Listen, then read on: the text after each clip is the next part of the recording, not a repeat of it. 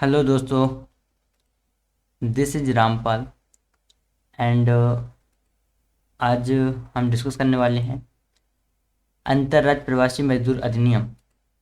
I hope clear होगा 1979। तो ये बातें क्यों इम्पोर्टेंट हैं और ऐसी वीडियो लाने के पर्पज़ क्या हैं, मैं पहले बता चुका हूँ।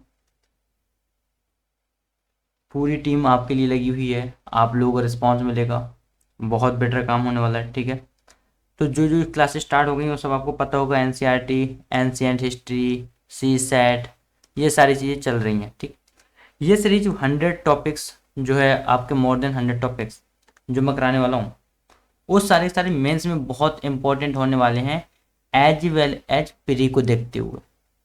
ठीक, तो ये अधिनियम जो लास्ट ईयर चर्चा में रहा, आप सबने पढ़ा होगा। आई होप नहीं पढ़ा है तो रिवाइज कर लें, मेंस में बहुत इंपॉर्टेंट है। ये अधिनियम आया क्यों चर्चा में, ये पहले मैं एक बात बताता हूँ।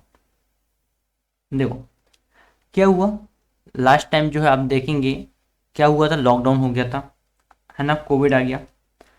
कोविड आने की वजह से, कोविड-19 आने की वजह से मैटर क्या हुआ, लॉकडाउन हुआ, पूरा देश बंद हो गया। उसमें मैटर आया मजदूरों का, कि जो मजदूर दूसरे शहरों में फंसे हुए हैं या जो मजदूर कहीं बाहर काम करते हैं, जैसे मान लो बिहार के कई सारे वीडियोज आए थे, है ना, उन्हें दिक्कतें आई तो फिर इस अधिनियम ने काफ़ी ज़्यादा जो है ध्यान आकर्षित किया और एक बार चर्चा का मुद्दा बना।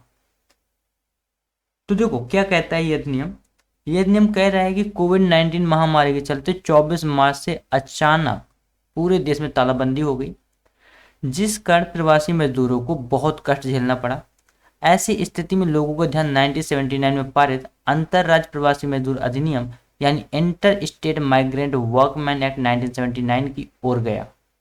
ठीक है, तो ये एक बहुत इंपॉर्टेंट बात है और ये वर्क कर रहा है नहीं कर रहा है, इसको लेकर के वो क्वेश्चन पूछ सकता है, आलोचनात्मक आपसे विश्लेषण करा सकता है। आपको ये बात पता होनी चाहिए कि जो है अंतर्राज्य मजदूर अधिनियम 1979 में आया था, प्रवासी मजदूर अधिनियम। ये बात आप मेंस में जब तक मेंशन नहीं करोगे तो आपको ना एक नंबर मिलने के चांसेस बहुत कम रहते हैं। लोगों का मानना है कि एक राज्य से दूसरे राज्य जाने वाले मजदूरों के रोजगार और काम करने की दशाओं से संबंधित यह अधिनियम अभी तक गंभीरता पूर्वक लागू नहीं हो सका है। बना तो 1979 में था, लेकिन ऐसा विलेमाद भी है कि ये कानून, ये एक्ट, ये पॉलिसी आज भी अपने काम के लिए कारगर नहीं है। आज भी कहीं ना कहीं ये बहुत सारी चीज़ों का शिकार होती है।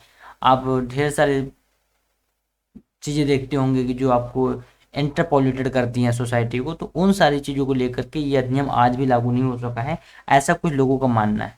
तो people believe that this act related to the employment and working conditions of labourers going from one state to another has not been implemented seriously yet. अभी तक भी सीरियस ये काम नहीं कर रहा है। अब देखिए तो इसके अगर तत्वों के बारे में पूछता है कि अंतर्राज्य प्रवासी मजदूर अधिनियम 1979 को व्याख्या करते हुए उसके मुख्य तत्वों पर विचार कीजिए और बताइए कि ये कहाँ पर इसमें कमी आ रही है, तो आलोचनात्मक विश्लेषण कीजिए। ऐसा वो कुछ क्वेश्चन बना के दे सकता है। आई होप आपके दिमाग में क्वेश्चन से फ्रेम क्लियर होते जा रहे होंगे जैसे जैसे मैं सीरीज ला रहा हूँ। तो पहले क्वेश्चन डिस्कस कर देते हो। क्वेश्चन फ्रेम क्या होना चाहिए, एक माइंडसेट होना चाहिए, तभी आप क्वेश्चन के एक आंसर को अच्छी तरह से लिख सकते हो। तो ये क्या कहता है, कहता है अधिनियम में मजदूरों की पंजी बनाने का निर्देश है कि एक सूची तैयार की जाए, एक आपकी लिस्ट तैयार की जाए। ठीक है, इस पंजीकरण के बिना कोई भी मुख्य रोजगारदाता किसी प्रवासी मजदूर को नौकरी पर नहीं रख सकता। इसके लिए उसी पंजीकरण का प्रमाण पत्र देना होगा। जो ठेकेदार एक राज्य से दूसरे राज्य में नौकरी के लिए मजदूर लाते हैं उसके पास भी एक लाइसेंस होनी आवश्यक है। ये इंपॉर्टेंट फैक्ट है। ठेकेदार को यह बताना होगा कि वे मजदूरों को जो नौकरी दिलाते हैं उसकी शर्तें आदि क्या हैं, और उनके साथ धोखाधड़ी ना हो, उनके साथ कोई भी ऐसा काम ना हो जो एक अमानवीयता को दर्शाए। बात समझ में आ रही है। और इससे पहले हमने उपभोक्ता संरक्षण अधिनियम भी पढ़ाया था कि जो आपका 1986 में था, फिर लेकिन 2019 में आपका अमेंडमेंट आता है। तो नहीं देखा उसे भी देख लें। हर एक अधिनियम को बहुत सीरियसली कवर करें, तभी जा करके आपके पास 100 से ज़्यादा अधिनियम आ पाएंगे और पता चलेगा कि पॉलिटी में कहाँ पर इम्प्लीमेंट करना है। ये कानून कहाँ पर लागू होता है, तो सिंपल सी बात है, जो भी प्रतिष्ठान दूसरे राज्यों के 5 और अधिक प्रवासी मजदूर को रखता है, उस पर यह कानून लागू होता है। पिछले 12 महीनों में किसी एक दिन भी उस प्रतिष्ठान ने 5 या अधिक प्रवासी मजदूर रखे हैं तो वह भी अधिनियम के दायरे में आ जाएगा। 5 या उससे अधिक दूसरे राज्यों के मजदूरों को नौकरी पर लगाने वाले ठेकेदार पर भी यह अधिनियम लागू होगा। तो आप दे सकते हो कि एक लिमिट है कि अगर 5 से ज़्यादा कहीं पर भी मजदूर जाते हैं तो वहाँ का लिए ठेकेदार रिस्पॉन्सिबल है। लेकिन इसके प्रति क्या होता है, इन कानूनों के प्रति क्या होता है कि मजदूर जागरूक नहीं होते, अवेयर नहीं होते। तो आप आगे की राह में लिख सकते हो कि हम इन कानूनों को लेकर के, इन एक्ट को अवेयर करेंगे लोगों को, ठीक है। तो ये आप आगे की राह में लिख सकते हो, एक अच्छा पाथवे निकल के आएगा। अधिनियम के अगर महत्व के बारे में बातें करें तो प्रवासी मजदूरों को रखने वाले प्रतिष्ठानों के पंजीकरण से प्रतिष्ठान की जिम्मेवारी सुनिश्चित होती है। पंजीकरण से सरकार यह पता लगा लेती है कि कितने बाहरी मजदूर किस राज्य में काम कर रहे हैं। प्रवासी मजदूरों की दशा को नियमित करने के लिए यह पंजीकरण एक कानूनी आधार प्रदान करता है। अधिनियम कहता है कि यदि काम की प्रकृति एक जैसी हो तो प्रवासी मजदूर वही मजदूरी मिलेगी और अन्य सुविधाएं जैसे छुट्टी, काम के घंटे आदि मिलेंगे जो उस राज्य के स्थानीय मजदूरों को नहीं मिलती है। अगर बाहरी मजदूर कहीं जाता है काम करने तो ये उन्हें सुविधाएं मिलनी चाहिए, लेकिन तब भी आप देखते होंगे कि इन सारी सुविधाओं से मजदूरों को क्या रखा जाता है, वंचित रखा जाता है। तो इसके लिए रिस्पॉन्सिबल ठेकेदार नहीं है, ठेकेदार को क्या है, काम चाहिए, है ना। लेकिन मैटर क्या है, अब जो आप डेमोक्रेट बन रहे हो तो आपका काम क्या है, आप पब्लिक को अवेयर करो। आप एक लोअर क्लास को जब तक अवेयर नहीं करोगे तो जो अंत्योदय का सपना जो रहा, ठीक है, तो वो सपना पूरा नहीं होगा। आई होप बात क्लियर हो रही होगी। तो अंत्योदय का अगर सपना पूरा करना है तो इन छोटी छोटी बातों को एक डेमोक्रेट्स को समझना होगा और उन्हें पूरी करनी होगी, अवेयर करना होगा। अवेयरनेस बहुत जरूरी है इन द पीपल, ठीक है। अब अगर संशोधन प्रस्ताव को देखें तो वर्तमान सरकार का लक्ष्य है कि श्रम से संबंधित सभी कानूनों को एक जगह लिया जाए और उनमें सुधार लाया जाए। अच्छी बात है वैसे, है ना। इसके लिए एक विधेयक भी संसद में लाया गया है जिसका नाम occupational safety health and working condition code 2019 रखा गया है।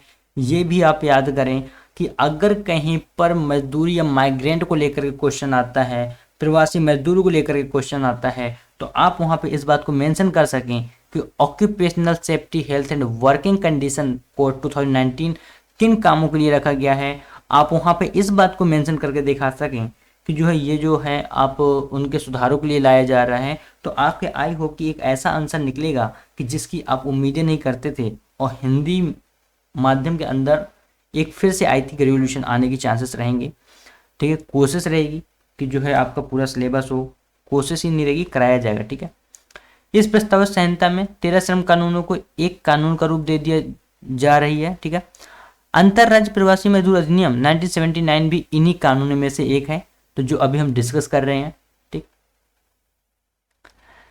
तो ये बातें हैं आपको आई होप क्लियर हो गई होंगी कि अंतरराज्य प्रवासी मजदूर अधिनियम किस लिए है, 1979 में आया, क्यों ध्यान में रहा, क्योंकि जो है 24 मार्च को लास्ट टाइम क्या हो गया था, लॉकडाउन हो गया था कोविड की वजह से, और उन कोविड की वजह से कुछ मजदूर क्या हुए, माइग्रेंट हुए, एक स्टेट से दूसरे स्टेट में आए। लेकिन मैटर क्या हुआ, मैटर ये हुआ कि उनके काम को लेकर के, उनकी टाइम अवधि को लेकर के ये सारी बातें दिक्कत में आई। तो कुछ लोगों ने ब्लेम किया कि जो लॉ है, जो पॉलिसीज बनाई गई हैं उनके लिए, मजदूरों के लिए, वो अभी तक कारगर नहीं साबित हुई हैं। तो इस वजह से ये थोड़ा सा एक चर्चा का मुद्दा रहा है। आई होप टॉपिक क्लियर होगा। So thank you so much. नए हो तो सब्सक्राइब कर लो, शेयर करना मत भूलना। अगर कंटेंट समझ में आ रहा है, लग रहा है कंटेंट यूजफुल है आपके लिए, तो क्या करना, शेयर करना मत भूलना, लाइक करना वीडियो को। थैंक यू सो मच, मिलते हैं नेक्स्ट वीडियो में। और हाँ यार, वीडियो को पूरा देखा करो। मैटर क्या है, अगर नहीं देखोगे परेशानी आप लोगों की है, ठीक है। Thanks for watching.